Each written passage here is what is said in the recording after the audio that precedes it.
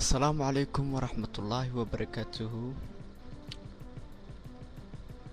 بر أما برو waxaan ku tusayaa maanta sida loo isticmaalo Windows Live Messenger Plus adigoo isticmaalaya hal computer una isticmaalaya laba ama in ka sii badan ilaa 4 ama 5 emailo kala duwan isla markaana mid walba aad si gooni ah kala sheekaysan karto asxaabtaada. daawasho wacan. First waxaa muhiim ah in aad booqatid website-kan oo ka saacidaya in dhowr email aad ku geli kartid hal computer. Copy aniga hadda barnaamijka waan haystaa laakiin waa ku tusinaa website-ka aad soo gelaysid. hadda waxaa ii furan MSN oo soo kacay asigaa soo kacay waa sugaynaa. okay waxaan gelayaa website-ka halkaas best ku dhaya enter aan soo dhawey zoom. website-ka waa ka magaciisa msgplus.net downloads. anyways kadib shaashada sida kaaga muuqata waxaa aadaysaa halkan ay ku qoran tahay download free. click ayaa siinaysaa waa soo degsanaysaa meesha ka soo download garanay aniga hadda waa halkan ay maanadan oo ku celinay markale download free. waa soo degay set up markuu ku soo dego waa ku shubanaya aniga hadda inaan ku shubo maraway sababtoo ah waan isticmaalayaa PC-ga waa igu jiraa. okay aan ku tuso markaa qaabka u isticmaali lahayd. MSN kaaga socsanaysaa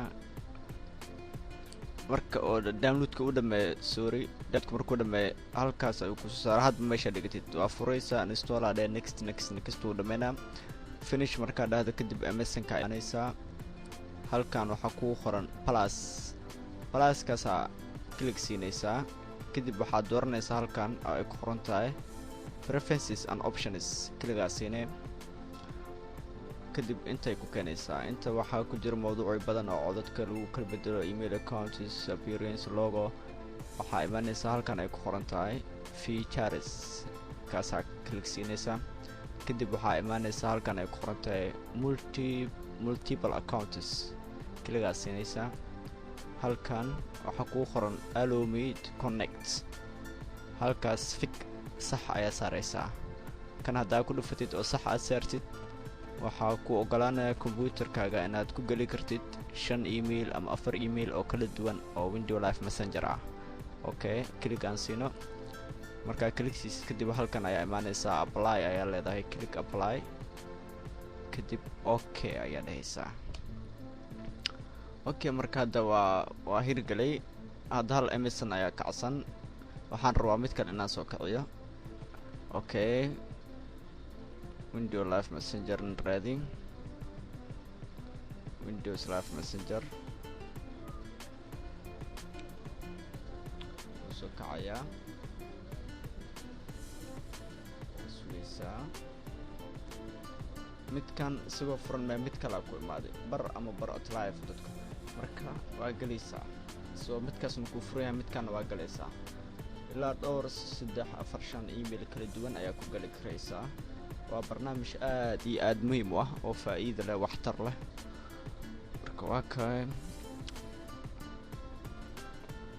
soo wareegsanaa intuu kan soo wareegsanaayo email kala soo kacsanaysaa Windows Live Messenger. waa ka midkan waa furan ujeeda laba furan waa ku daraa ilaa 3 4 inta doon waa gaarsiin karaa. halka fiiro waa tirtiraysaa email kala qoraysaa.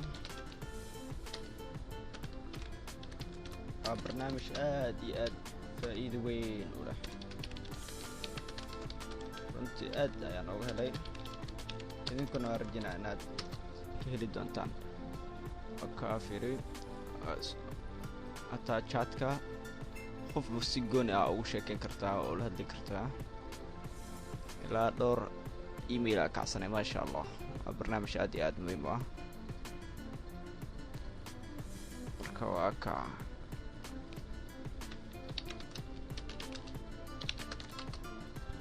baro halkan ujeedaa waxaa ii furan 3 MSN oo kala duwan midkan caamir ah midkan bar ama bara sawir masaarna midkan ujeedaa bar ama baro ah marka waa kaa cashirkeena maanta intaas ayuu ku egyahay. Assalaamu calaykum waraxmatullaahi wabarakaatuh. wixii su'aalaha waa ay weydiin kartaan. waxaan idin rajeynaa khayr iyo barwaaqo. maca asalaama.